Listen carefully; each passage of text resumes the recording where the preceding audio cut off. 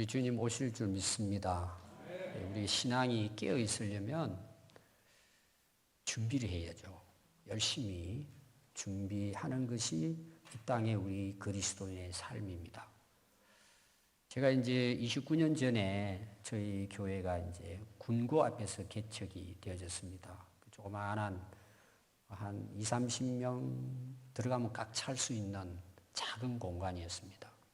개척을 시작했는데 그 주변 분들을 제가 찾아다니면서 가까이 있는 사람 또 가게를 이렇게 쭉 다니면서 제가 이제 전도를 했습니다. 이제 우리 교회가 개척된 것도 알릴 겸 그 동흥남동 그 지역을 이제 시간 될 때마다 쭉 이렇게 단계적으로 이제 전도를 하게 됐는데 이제 그 초등학교가 있잖아요. 군고 옆에 그 정문 거의 앞부분에 문구점이 있었어요.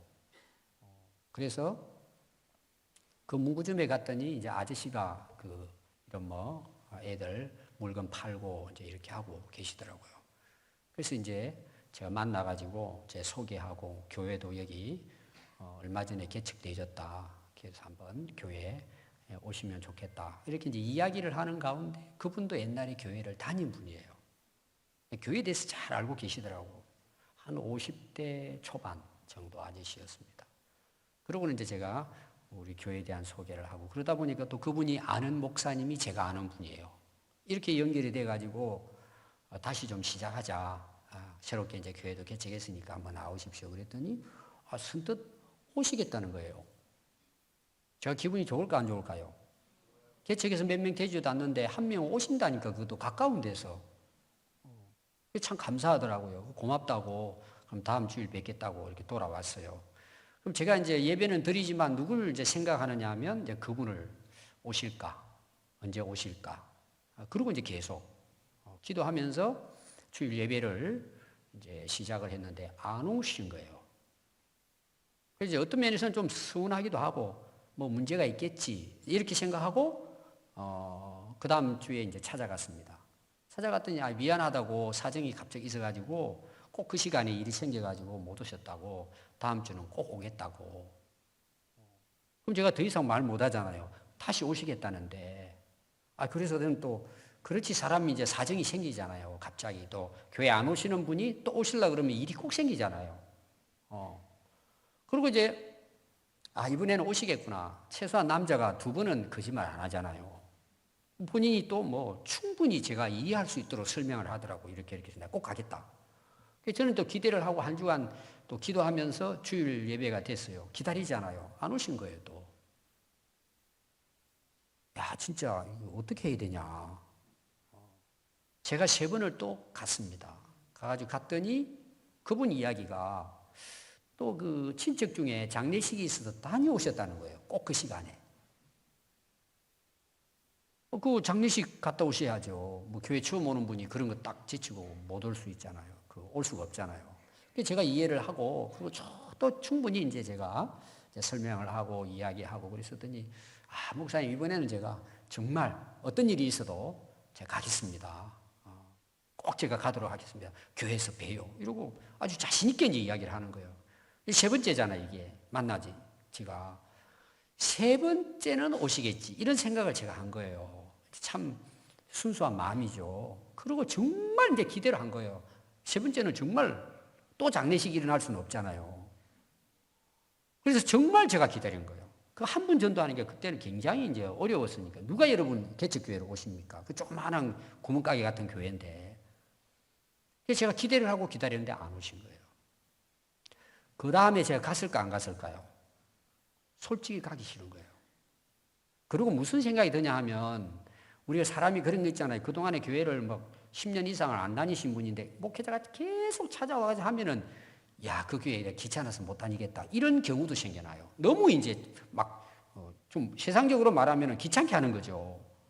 이 사람이 혹시 그렇게 생각 들면 어떻게 했냐. 그래서 한 2, 3주 제가 쉬었다가 가야지. 이런 생각을 하고 기도를 했죠. 지금은 그분의 이름을 제가 잊어버렸는데 그분 이름을 놓고 이제 계속 기도를 하고 한 3주 정도 기억으로는 지나가지고 그 이제 문방구를 걸어가면 2, 3분 거리예요. 걸어가가지고는 갔는데 주인이 바뀌진 거예요. 그래서 그분이 어떻게 됐냐고 그분의 이름을 이야기했더니 그분 지난주 사고 나서 돌아가셨어요. 한 주 전에 사고 나가지고 돌아가시고 그분이 인수를 받고 문방구를 운영하고 계신 거예요. 그러냐고. 그래서 제가 이제 실망도 되지만 마음이 아픈 거예요. 돌아와서 참 생각을 제가 많이 했어요. 야, 네 번째 그냥 찾아갔어야 되는데 이런 생각도 하면서 제가 무슨 생각이 들었냐 하면은 왜 저를 3번이나 그 길을 보냈을까? 하나님이 마지막 주신 기회죠. 근데 그분은 모르겠어요. 어떻게 됐는지는 이제 그 이유 모르지만 그 사람 갈 때마다 뭐예요? 핑계만 된 거예요. 핑계. 여러분 우리 인생을 살아가다 보면요. 하나님 주시는 기회가 있어요. 찬스가 있어요. 여러분 그거를 잘 깨달아야 돼요. 여러분 기회는 지나면 다시 안 오잖아요. 특별히 뭐예요? 우리가 은혜 받고 구원받을 수 있을 때가 있어요. 여러분 그 때를 놓쳐버리잖아요. 어려워요 여러분. 근데 대개 우리는 어떻게 해요? 하나님이 그런 좋은 은혜 받을 수 있도록 세상 말로 말하면 잘 될 수 있고 복될 수 있도록 또 결론적으로 뭐예요? 구원받을 수 있는 기회를 하나님이 주십니다. 여러분 그 때를 놓치면 안 됩니다. 자, 오늘 여러분 말씀의 시작이 어떻게 된 줄 아세요? 18절 말씀을 보시면은 하나님의 진노가 불의로 진리를 막는 사람들의 모든 경건하지 않음과 불의에 대하여 하늘로부터 나타나나니 그랬어요. 하나님의 진노라는 말이 오늘 처음 나오는 말씀이에요. 여러분 진노라는 진자 있죠. 진자의 한자의 뜻이 뭔 줄 아세요? 우레라는 뜻이에요. 우레. 천둥, 번개, 하늘에서 막 우랑쾅하고 막 그 비 오기 전에 막 번쩍번쩍하고 그런 거 있잖아요. 그 소리가 우랑쾅 이렇게 나잖아요. 그 진짜예요. 또 여러분 지진이 일어나면 막 소리 나고 그러잖아요. 그래서 우레 소리 그런 뜻이에요. 위에서 막 큰 소리가 나는. 그리고 노는 뭐예요? 화내는 거잖아요. 하나님의 진노가 이 땅에 어떻게 임한다고요? 번개처럼 우레처럼 막 엄청난 그런 벼락 같은 소리로 하나님의 진노가 임한다. 이런 뜻이에요. 그 진노라는 뜻이. 그럼 진노의 대상을 한번 보십시오. 오늘 거기 몇 가지로 이야기합니다. 불의는 뭐예요? 악을 행하는 거죠. 법을 떠나가지고 악하게 사는 걸 이야기합니다. 불의한 생활로 진리를 막는 사람들에게 하나님 진노가 임한다. 진리는 뭐예요? 하나님 말씀이고 복음이고 또 그 말씀이 육신이 되어 오신 분이 예수 그리스도세요. 예수님이 길이요 진리요 생명이잖아요. 그러니까 자기의 악한 행실 때문에 뭐예요? 하나님의 말씀을 거부하고 받아들이지 않고 또 뭐예요? 예수님을 믿지 않는 거예요. 예수님을 거부하는 거죠. 진리를 막아버리는 겁니다. 또 더 적극적으로는 뭐예요? 다른 사람이 복음을 전하고 말씀을 전하고 전도하는데 그것도 따라다니면서 방해하는 거예요. 하나님의 역사를 가로막는 거죠. 진리의 복음이 증거되지 못하도록. 그런 자들에게 하나님의 진노가 임한다. 두 번째는 거기 보니까요. 모든 경건하지 않은 자예요. 경건은 뭘까요? 하나님을 경외하는 거예요. 하나님을 잘 섬기는 거예요. 그러면은 하나님을 경외하지 않고 하나님 앞에 경건하지 않는다는 말은 뭐예요? 하나님을 무시하고 자기 생각대로 사는 거예요. 자기 마음 먹은 대로 그냥 편안하게 사는 거예요. 여러분들도 아마 열심히 신앙생활을 하시다가 어느 이제 일이 있어가지고 교회를 딱 중단을 해요. 하루 지나고 한 주 지나고 한 달 지나고 한 2, 3개월 지나버리면 어떤 생각 드는 줄 아세요? 너무 편안해요. 일단 주일날 아침이 되면 뭐예요? 부담이 없어요. 푹 주무실 수 있고 또 마음 놓고 뭐예요? 나들이 할 수 있어요. 그러니까 교회 안 나가는 게 얼마나 자유로운지 몰라요. 너무 좋아요 그것이.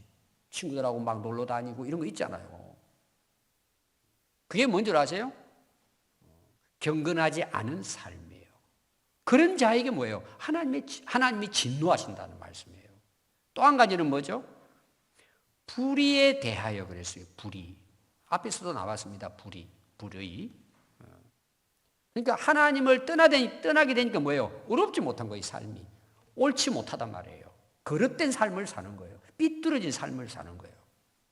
다시 말하면 뭐래요? 이걸 하나로 딱 뭉치면 뭐예요? 하나님 앞에 죄를 범하고 살아가는 사람들에게 하나님이 진노하신다 이런 내용이에요.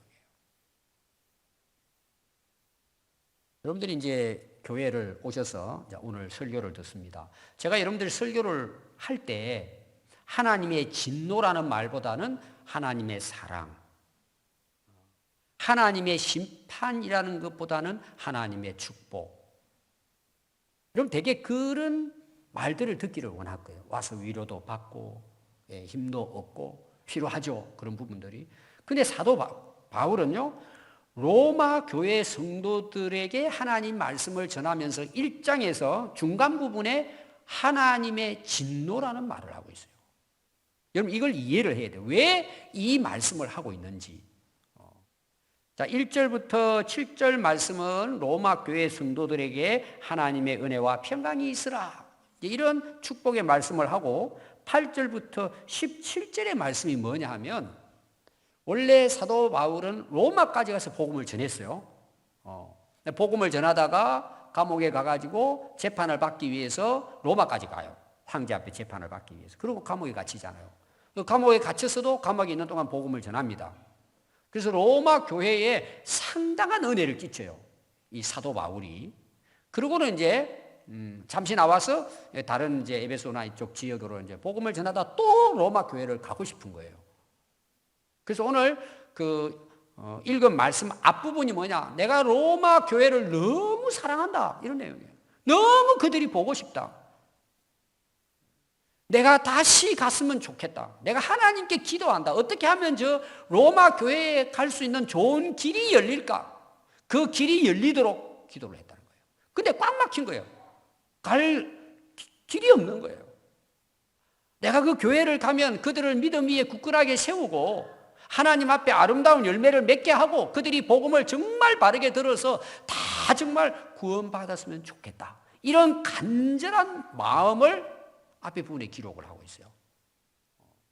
여러분들이 잘 아는 여러분들이 16절 한번 보십시오.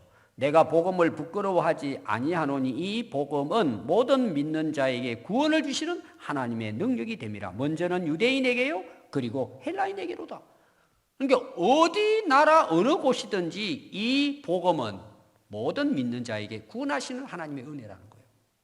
그리고 17절에 복음에는 하나님의 의가 나타나서 믿음으로 믿음에 이르게 하나니 기록된 바 오직 의인은 믿음으로 말미암아 살리라 그랬어요. 이 사도 바울의 간절함이 뭐냐? 로마 교회에 대한 마음이에요. 그런 마음을 가지고 있으면서 오늘 18절 말씀이에요. 하나님의 진노가 이러한 자에게 임하게 된다 이런 내용이에요. 그러면 사도 바울이 로마 교회 성도들을 그렇게 가고 싶어하고 사랑하고 그들을 말씀으로 세우고 싶은 간절함이 있는데 왜 하나님의 진노가 이런 말을 했을까라는 거예요. 그럼 이유가 있겠죠? 자, 여러분 제가 한번 예를 들어보겠습니다. 여러분 자녀들 양육하잖아요. 여러분 자녀들에게 화내본 적이 있어요, 없어요? 없으시요? 있으시요? 있으시죠? 왜 그래요? 그 사랑하는 자식들에게 왜 화내고 막 화내고 또 말도 막 좀 세게 하잖아요. 왜 그렇게 해요, 여러분? 사랑하는 자녀인데 진짜 그 자녀가 그렇게 되기를 원하는 거예요. 그 자녀들이 바르게 살라는 거예요. 살라는 거잖아요. 여러분 내 자식이 좀 친구들하고 좀 못된 짓을 했다. 속상하잖아요. 부모 입장에서. 학교에서 오라 그래요. 맨날 학교 가면 공부하고 싸우는 거예요. 얼마나 창피할 노릇이에요. 그 정도는 괜찮아요. 경찰서에서 오라는 거예요. 여러분 그러면 그 자식 보고 뭐라 그래? 야, 우리 아들 참 똑똑하네. 여기까지 오냐? 이렇게 하지 않잖아요. 막 화를 내지 않아요.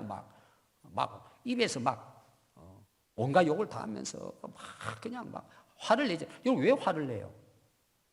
믿다는 뜻이 아니잖아요. 너 왜 그렇게 사냐는 거잖아요. 너 이번에 정신을 차렸으면 좋겠다. 어떤 부모는 진짜 그런 부분이 있어요. 가가지고 경찰서 이해 가두세요. 100명에 1명 꼴은 그런 부모님 계십니다. 대개는 뭐예요? 내 자식이 뭘 잘못했는데 이렇게 나와요. 대개. 근데 진짜 괜찮은 부모는요. 경찰서에 가가지고 그래. 이놈 죄에 대해서 벌하세요. 감옥 가야 됩니다. 이게 정신 차리려면. 그러면 그 자식을 미워해서 그래요. 버렸어요. 그 자식이 새롭게 좀 되라고. 그런 말 하는 거예요. 이 하나님의 진노가 똑같은 그런 뜻을 품고 있다는 내용이에요. 사도 바울이 그렇게 해서 말씀을 한 거예요. 자, 여러분 몸이 아프십니다. 그럼 이제 병원을 갑니다. 가서 이제 진찰을 받았어요. 근데 대개 옛날 같은 경우에는 의사들이 이렇게 말을 했어요. 별것 아니니까 집에 가서 그냥 편안히 쉬시고 드리는 약이나 그냥 꼬박꼬박 드세요. 그리고 영양제 드린 거예요. 실제로는 암말기예요. 옛날에는 그걸 잘 이제 이야기를 잘 안 했어요. 요사이는 아마 대부분 이제 의사들이 이야기를 하시는 것 같더라고요. 미국에 어느 유명한 이제 의사 장로님이 계시는데 그분의 간증을 들었더니 그러더라고요. 세계에서 유명한 암병원의 의사가 됐어요. 이 장로님이. 근데 한국 사람하고 미국 사람하고 딱 특징이 있대요. 미국 사람들은 이제 그 말기 환자들이 되게 이제 그 병원을 옵니다. 세계적으로 유명한 이제 병원인데 그러면 이제 기댈 곳은 이 병원밖에 없는 거예요. 최종적으로. 거기는 또 굉장히 이제 병원비가 비싸죠. 그 이제 의사가 가지고 진단하고 쭉 이야기하면은 환자들이 되게 이렇게 이야기한답니다. 의사 선생님, 말씀하시는 대로 제가 따르겠습니다. 저 치료해 주세요. 그래서 의사가 뭐 몇 시에 뭘 먹고 뭐 어떻게 하고 이렇게 이제 이야기하잖아요. 이렇게 해서 우리 하는데 따라 주시면은 효과가 있을 것입니다. 그럼 거의 대부분 이제 미국의 사람들은 예 알겠습니다. 그걸 꼬박꼬박 그대로 따른답니다. 그대로. 그래서 치유되는 사람이 굉장히 많대요. 의사를 믿는 거죠. 근데 한국에 이제 좀 재벌이라든지 이제 좀 있는 분들은 한국의 이제 의술이 좀 이제 떨어지니까 그 유명한 그 의사를 찾아서 미국 병원으로 오신대요. 그분들은 뭐 굉장히 이제 돈이 많은 거죠. 막 엄청난 이제 돈을 들여가지고 온다는 거예요. 그러고는 이제 가족들끼리 와가지고 막 의사 진단서를 가져오면 어떻습니까? 막 물어보고 그러잖아요. 그러면 이제 의사가 이렇게 해서 이렇게 하면 예 알겠습니다. 그러고는 막 의사를 잡고 막 가족들이 살려달라 그러고 그리고 또 그 환자도 나 좀 살려달라고 이번에 꼭 살려달라고 막 손을 붙들고 막 이야기한답니다. 그럼 이제 의사가 우리가 이야기하는 대로 잘 따르고 이렇게 하시고 혹시 술 담배 하시면 이번에 분명히 끊으세요. 그리고 다 이렇게 이야기를 한대요. 예, 알겠습니다. 그리고 의사 딱 돌아가죠. 그러면 한국의 인터넷을 통해 가지고 좋다는 약은 다 가져가지고 뒤에서 먹는답니다. 그래서 거의 다 돌아가신대요. 여러분, 의사는 진짜 중요한 게 뭐예요? 진단이에요. 맞아요? 그게 진짜 명예예요. 진단이 돼야 치료할 수 있잖아요. 그럼 여러분, 의사가 이 사람이 딱 그 말기암이에요. 그럼 미국에서는 무조건 그 자리에서 이야기한다는. 당신 이렇게 지금 현재 이렇고 오래 살아봐야 1년 6개월입니다. 이렇게 하지 않으면 치료하기 어렵습니다. 딱 그 자리 이야기로 한대요. 그러면 의사가 그거를 그 환자들에게 이야기해 주는 이유가 뭐죠? 당신 죽으라는 의미일까요? 아니면 살리려고 하는 걸까요? 오늘 이 사도 바울이 로마 교회 성도들에게 하나님의 진노가 하늘에서 너희들에게 나타났다는 의미는 뭐예요? 지금 너희들의 위치가 어딘지, 너의 상태가 어떠한지 깨달아야 된다는 내용이에요. 여러분, 하나님 앞에 죄인들은 모두 다 하나님의 진노 아래 있습니다. 벗어날 수 없어요. 우리는 다 하나님의 심판을 받습니다. 왜 그러죠? 죄 때문이에요. 우리가 살아온 불의한 죄에 대한 부분이에요. 그런데 오늘날 교회를 다니는 성도들 중에도 뭐예요? 하나님의 진노? 노, 싫어요. 듣지 않아요. 그리고 뭐예요? 여전히 그대로 사는 거예요. 지금 이 말씀은 불신자들에게 하는 이야기가 아니에요. 로마 교인들을 향한 말씀이에요. 물론 불신자들도 들어야 마땅하겠지만 지금 이 말씀은 로마 교회를 향한, 성도들을 향한 사도 바울의 말씀이에요. 그 왜 그들이 하나님의 진노 아래 있었을까? 그 이유를 설명해요. 19절입니다. 이는 이유가 있다는 거죠. 하나님을 알만한 것이 그들 속에 보임이라. 하나님께서요, 이미 우리 인간을 창조하실 때는 하나님을 알 수 있도록 창조했던 우리 인간을. 인간만이. 그래서 인간을 흙으로 빚어놓고 하나님이 그 코에 영혼을 불어넣어서 생명이 됐어요. 살아있는 영혼이 됐어요. 그 왜 우리에게는 영혼을 주셨을까요? 영적인 하나님과 교통하고 함께 살아갈 수 있도록 우리 인간에게만 영을 불어넣어 주신 거예요. 그러니까 우리는 뭐예요? 그 영적인 세계에 대해서 알 수 있는 코드를 하나님 넣어주신 거예요. 하나님을 알 수 있도록. 물론 하나님은 우리가 100% 알 수는 없지만, 하나님이 살아계시구나. 하나님이 우주 만물을 창조하시고 역사하시는구나. 이 정도는 알 수 있도록. 하나님이 우리를 만드신 창조자시고 우리는 그 하나님의 피조물이구나. 우리는 하나님의 말씀대로 살아야 마땅하는 거구나. 이런 걸 기본적으로 알 수 있도록 하나님은 우리 모든 사람에게 뭐예요? 영을 불어넣어 주시고 또 어떤 사람은 이거를 양심을 불어넣어 주었다 이야기했어요. 기본적으로 알 수 있도록. 그걸 우리에게 하나님께서 보여주셨다. 그리고 또 하나님께서 이를 그들에게 보이셨느니라. 20절 창세로부터 그의 보이지 아니하는 것들 곧 그의 영원하신 능력과 신성, 이건 하나님의 존재를 이야기해야 돼요. 하나님의 존재에 대해서 그가 만드신 만물에 분명히 보여 알려졌나니. 자, 이거는 뭘 이야기하죠? 이게 일반적으로 이걸 이제 자연 계시, 일반 계시라고 이야기해요. 모든 사람들이 하나님이 만들어 놓으신 창조물을 보면서 야, 하나님 솜씨 참 대단하시다. 하나님이 정말 이 아름다운 세상을 만드셨구나. 이 자연 만물을 통해서 하나님을 알게 된다는 내용이에요. 여러분 이제 바다, 강, 또 단풍놀이 이런 이제 자연 광경을 여러분 보면 너무 아름답잖아요. 야, 진짜 하나님의 솜씨가 아름답다. 우리 그런 말 하잖아요. 또 우리가 지금 살고 있는 우주는 어떻게 돼요? 단 0.00 몇 프로도 오차 없이 질서 있게 운행됩니다. 우리가 지금 살고 있는 우주 자체가, 여러분 우리 인간의 인체를 한번 보십시오. 인체, 머리부터 발끝까지. 여러분 한번 잘 생각해 보세요. 기가 막히게 만드신 거예요, 정말. 세포 하나하나에 너무나 신비해요. 그래서 다윗 같은 경우는 야, 하나님이 우리를 신묘막측하게 만드셨다. 야, 너무 오묘하시다, 하나님 솜씨가. 여러분 어떤 작품을 딱 보면 우리가 뭘 생각해요? 야, 정말 이 화가 대단한 분이구나. 그 사람들의 작품을 보면서 우리가 그 사람을 이해하잖아요. 여러분들 되게 이제 자녀들이 태어납니다. 아니면 손자, 손녀가 태어나요. 그럼 여러분들이 이제 관심이 되게 뭐냐 그러면 야, 누구 닮았네. 이렇게 이야기하죠. 누구 닮았네. 여러분 자녀들은 누구 닮았어요? 부모 닮죠. 얼굴도 닮죠. 겉모습도 닮지만 또 뭐요? 성격도 닮아요. 희한하죠? 닮았어요. 그래서 그 자녀들을 보면 뭐예요? 부모를 알게 되는 거예요. 이게 참 신기한 것이죠. 그럼 여러분 보세요. 사람들이 하나님이 없다 그래요. 그게 불경건입니다, 사실은.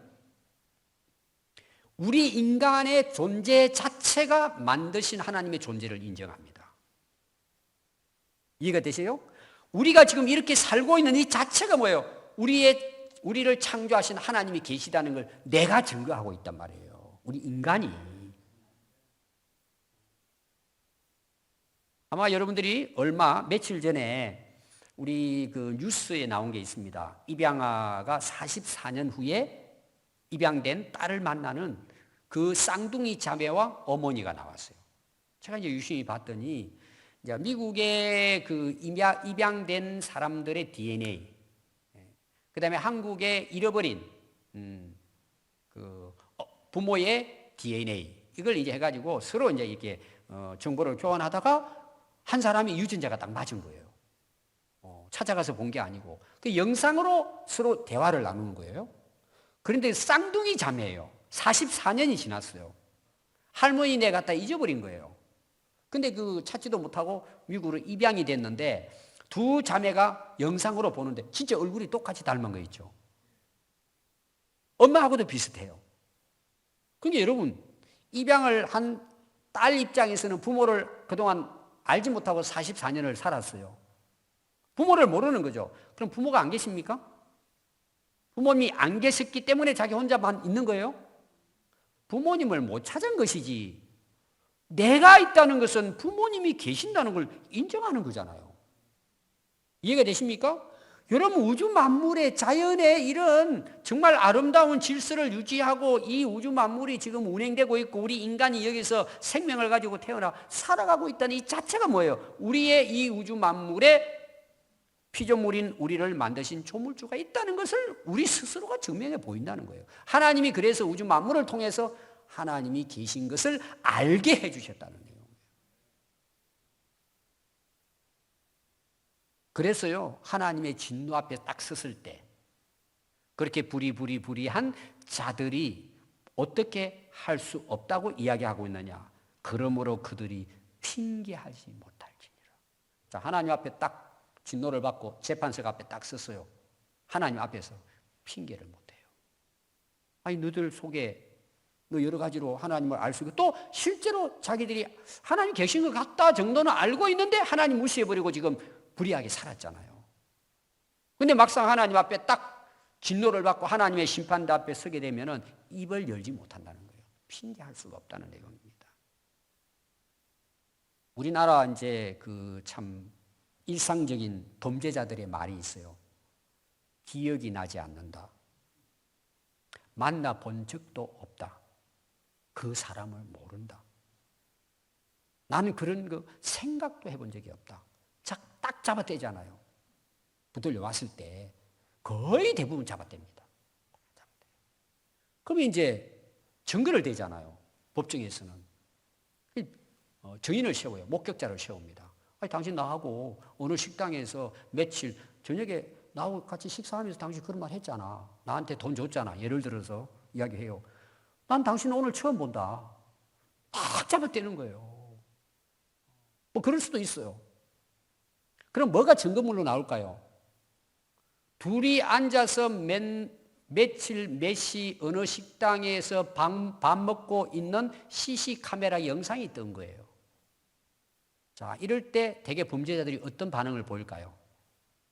고개 숙여요. 그리고 뭐라 그러죠? 국민 여러분 죄송합니다. 그렇죠? 여러분, 우리가 하나님 앞에 딱 서잖아요. 하나님의 진노의 심판 앞에 서죠. 아무도 핑계할 수 없어요. 그때는 다 드러나는 거예요. 이게 하나님 안에서 불의한 자의 하나님의 진노가 그들 위에 임하는 거예요. 아무도 거기에 대해서 핑계할 수 없어요. 여러분, 이사야서 1장 3절에 보면요. 소는 그 임자를 알고 나귀는 그 구유를 주인의 구유를 알건만. 자기한테 밥 줬잖아요. 이스라엘, 하나님 믿는 유대인들이에요. 이스라엘은 알지 못하고 나의 백성은 깨닫지 못하는도다. 이사야 선지자가 1장에서 말씀했습니다. 그래서 오늘 여러분 21절 한번 봐요. 하나님을 알되. 하나님 안다는 거예요. 하나님 믿는다 그래요. 유대인들이, 이스라엘 백성들이. 그런데 봐요. 실제 삶은 하나님을 영화롭게도 아니하며 감사하지도 아니하고 오히려 그 생각이 허망하여지며 미련한 마음이 어두워졌나니 스스로 지혜했다 하나 어리석게 되어 썩어지지 아니하는 하나님의 영광을 썩어질 사람과 새와 짐승과 기어다니는 동물 모양의 우상으로 바꿔버렸느니라. 하나님을 알아요. 믿는데요.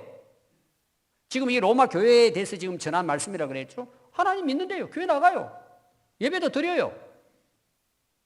나 하나님 알아. 잘 알아. 여러분, 교회 안 나오는 사람 중에도 이런 분들이 있어요. 나 교회는 안 나가지만 하나님 믿어. 이런 분도 있습니다. 근데 실제로 그들의 삶을 보니까 어떻다는 거예요? 하나님은 안다고 하는데 하나님을 영화롭게 하지 않는 거예요. 다시 말하면 하나님의 영광을 위해 안 산단 말이에요. 그럼 누구 영광을 위해 살아요? 자기 영광 위해 사는 거죠. 자기 만족을 위해 사는 거죠. 또 어떻게 살아요? 하나님의 은혜를 몰라요. 뭐 찬송은 할 수 있어요. 하나님 은혜 감사합니다. 뭐 찬양을 하는데 실제로 내 마음에 하나님께 대한 감사가 없어요. 하나님 우리를 만드셨고 우리의 생명을 오늘까지 인도해 주셨어요. 그리고 이 수많은 사람 가운데 하나님이 우리를 미리 택해서 예수님을 믿도록 해주시고 하나님의 자녀로 거듭나서 하나님의 백성으로 하늘의 소망을 바라보고 살게 해주셨어요. 그의 독생자를 주시고 예수님은 우리를 대신해서 자기 몸을 다 내주셨어요. 우리가 그 은혜로 구원받은 거예요. 하나님 자녀가 된 거죠. 영생을 얻었죠. 여러분 우리가 감사하지 않을까요? 감사하지 않을 수가 없죠. 그리고 여러분 한 주간 살아오셨잖아요. 얼마나 많은 또 여러분 그 위험한 일, 위기가 있잖아요. 순간순간. 그래도 하나님께서 은혜로 우리가 오늘 또 이 아침에 나와서 우리가 하나님 앞에 이렇게 또 정말 편안하게 예배 드릴 수 있잖아요. 모든 게 감사해요. 우리가 진짜 하나님을 알고 믿는다면 모든 게 하나님의 은혜예요. 여러분 은혜 없이 되는 게 있습니까 세상에? 그러니까 감사하는 것밖에 없어요. 그래서 여러분 신앙의 가장 정말 성숙은요 늘 감사하는 거예요. 범사에 감사하는 거예요. 이것도 감사하고 저것도 감사하고 잘 때도 감사하고 못 때도 감사하고 다 하나님 책임지시고 인도하시잖아요. 아멘. 합력하여 선을 이루세요. 그런데 감사하지 않아요. 감사가 없어요. 아예 감사가 안 되는 거죠. 그리고 그 생각이 어떻게 됐다고요? 허망하여졌다는 거예요. 이거는 허망한 것에 생각이 빠져 있다는 거예요. 허망하다는 게 뭐예요? 세상적인 것을 이야기해요. 무가치한 것을 이야기해요. 지금 볼 때 대단한 가치만 그게 다 허상이에요. 결국. 다 없어진다는 것 때문에. 거기에 생각이 다 빠져 있는 거예요. 얼마나 여러분 참 불행해요. 그들은 미련한 마음을 가짐으로 마음이 어두워져 버린 거예요. 어리석고 미련한 거죠. 그리고 22절에 보니까 스스로 지혜롭대 또. 자기 똑똑하단 말이에요. 하나님이 지혜가 아니에요. 오늘 많은 사람들이 여러분 왜 불의를 행하고 살까요? 자기가 똑똑하다는 거죠. 여러분 왜 하나님을 인정하고 믿지 않을까요? 왜 하나님께 영광을 안 돌리고 감사하지 않고 예배하지 않고 하나님 뜻대로 살지 않아요? 내가 똑똑하고 내가 지혜로워요. 내가 다 할 수 있어요. 여러분 살아보셨잖아요. 여러분들 지혜를 믿고 여러분들의 경험을 믿고 여러분들의 사상을 가지고 여러분들의 나름대로 인생의 철학을 가지고 여러분 살아오셨을 거예요. 여러분 어떻습니까? 답이 있습니까? 그게 만족스럽습니까 여러분? 왜 그래요 여러분? 미련하고 어리석음으로 마음이 어두워져 버린 거예요. 여러분 어두우면 아무것도 안 보여요. 빛이 안 보여요. 그래서 뭐예요? 어둠 속에 있으면 다 죽어요 여러분. 더 어리석은 건 뭔 줄 아세요? 그러다 보니까요 23절에 썩어지지 아니하는 하나님의 영광, 영원한 영광이죠. 이 하나님의 영광을 썩어질 사람과 새와 짐승과 기어다니는 동물 모양의 우상으로 바꿔버린 거예요. 하나님을 섬겨야 되는데 우상을 섬겼다는 내용이에요. 이건 다른 말로 말하면 이런 겁니다. 자기가 우상이에요. 모든 삶의 중심이 자기예요. 목적이 자기예요. 자기 우상이에요. 자기 우상. 여기 여러분 우상이 몇 개 나오잖아요. 썩어질 것들입니다. 다 소용없는 거죠. 새의 모양을 만들어 놓고 짐승의 모양을 만들어 놓고 동물의 모양을 만들어 놓고 거기 비는 거예요. 누구 때문에 빌죠? 모든 종교는 자기를 위해 비는 거예요. 그게 하나님 뜻과 영광은 없어요. 왜 그래요? 자기가 지혜롭다고 생각하고 그렇게 살아가는데 결국은 뭐예요? 어리석고 정말 헛되고 허무한 것들, 썩어질 것들에 빠져서 살아가요. 결국은 뭐예요? 결론은 뭐예요? 하나님의 진노밖에 없다는 내용이에요. 그러면 사도 바울이 왜 이 말씀을 했다고요? 빨리 돌아오라는 내용이에요. 그걸 위해서 사도 바울은 로마 교회 가가지고 하나님 말씀을 전해서 믿음에 굳게 세우고 하나님께 아름다운 열매를 맺고 그들이 정말 복음을 통해서 모두가 다 구원받는 역사가 일어나기를 원해서 지금 너희들의 모습은 뭐냐? 너희들 그렇게 살아가면 너희들은 지금 하나님의 진노 아래 지금 놓여 있다. 왜? 이유를 설명한 거예요. 그리고 너희들이 계속 그렇게 살아간다면 어떻게 된다고요? 절대 하나님 앞에서는 핑계할 수 없다. 그럼 창세기 3장 12절부터 보면 하나님께서 아담 하와에게 선악과를 따먹지 말라 그러는데 따먹죠? 하나님이 찾아와서 아담에게 물어봅니다. 그러니까 아담의 말이 뭐냐? 하나님이 주신 저 여자가 주어서 그냥 먹었습니다. 자기가 먹어놓고도 아내에게 핑계를 댑니다. 하나님이 또 하와에 가가지고 너 왜 따먹지 말라는 선악과 열매를 따먹었냐? 하나님이 만드는 뱀이 나한테 줘가지고 그냥 나는 먹은 것 뿐입니다. 내 잘못 없습니다. 전부 다 핑계를 댑니다. 결론은 어떻게 된 줄 아세요? 3장 23절에 보면 여호와 하나님이 에덴 동산에서 그들을 쫓아내셨더라 그랬어요. 여러분 누가복음 14장 16절에 보면 어떤 사람이 큰 잔치를 베풀어 놓고 사람들을 초청합니다. 그 초청한 사람들이 거기 말씀 보면 다 일치하여 사양했다고 나와요. 처음에 초청받은 사람들이 그 뭘로 사양을 했느냐? 세 가지의 사람을 이야기합니다. 첫 번째는 나 밭을 샀으니까 바빠서 못 갑니다.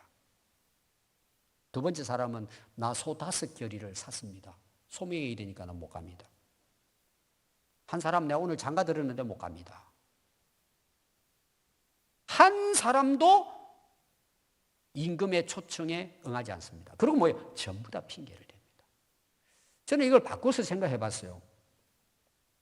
그동안에 남의 집에 일하러 다녔는데 내 밭이 생겼어요. 내 논이 생겼어요. 여러분 감사해서 하나님을 더 잘 섬겨야 돼요? 하나님을 멀리 해야 돼요?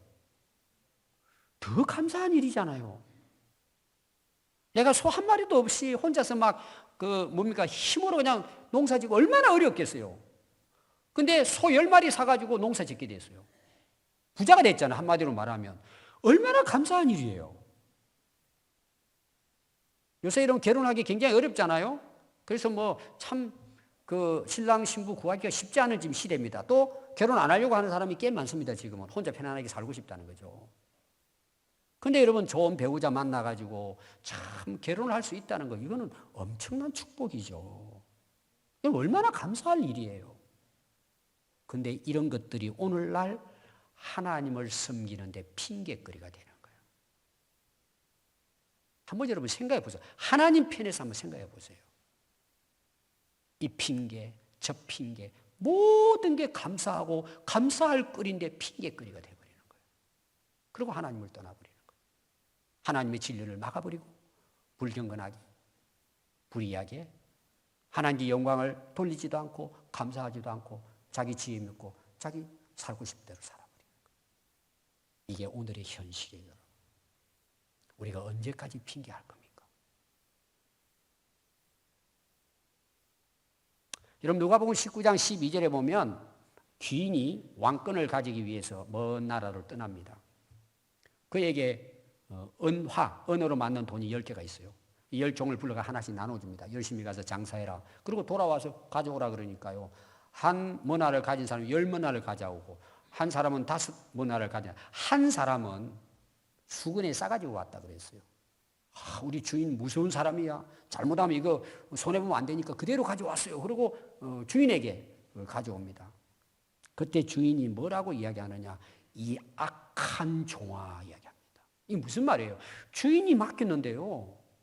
그 사명은 내 팽개쳐 놓고 그냥 세상에 나가서 뭐예요? 자기 기분대로 살아버렸다는 내용이에요. 그래서 결국은 보면은 그 종을 죽이라 하고 이야기를 합니다. 여러분 오늘 우리가 꼭 기억해야 될 게 있습니다. 우리 모든 사람들은 하나님의 진노 아래 놓여 있습니다. 우리가 하나님 앞에 서면요 핑계가 통하지 않아요. 돌아서야 된단 말이에요. 사도 바울의 소망이 그거예요. 돌아오라는 내용이에요. 예수 믿고 믿음에 굳게 서서 아름다운 열매를 맺으라고 뭐예요? 지금 내 상태가 진노 아래 놓여 있다는 걸 깨달으라는 내용이에요. 더 이상 핑계대지 말고 앞으로 핑계댈 수도 없다는 그런 말씀입니다. 여러분 어떻습니까? 지금 여러분들의 모습은 어때요? 여러분 하나님의 진노 아래 우리가 놓여 있다는 걸 기억해야 돼요. 여기서 우리가 벗어나갈 수 있고 구원 얻을 수 있는 딱 길은 하나예요. 예수님께 돌아오는 거예요. 그 예수님을 내 마음에 모시는 거예요. 하나님을 그냥 머리로 아는 것이 아니라 정말 살아계신 하나님으로 여러분 믿고 받아들여야 돼요. 그리고 그 믿음의 삶이 어때요? 경건한 삶이에요. 하나님 앞에 살아가는 거예요. 하나님의 뜻을 이루고 하나님의 영광을 드러내는 삶을 살아가는 것. 이게 오늘 이 땅에 우리 그리스도인들이 살아야 할 정말 아름답고 복된 인생이라는 사실을 여러분 오늘 이 말씀을 통해서 깨달을 수 있기를 바랍니다. 그래서 좋은 열매 맺는 아름다운 열매 맺는 인생이 될 수 있기 바랍니다. 여러분 가을이 왔잖아요. 낙엽 다 떨어져요. 여러분 우리 인생도 한때예요. 그렇게 길지 않아요, 여러분. 또 한 해가 마무리되고 있어요. 여러분 우리가 맨날 핑계거리 되고 살다 한 해 여러분 끝마치겠습니까? 오늘 우리 자신들 한번 돌아봅시다. 이제 그 핑계거리가 아니고 그게 감사거리가 돼서 하나님께 아름답게 살아갈 수 있기를 바랍니다. 기도하겠습니다.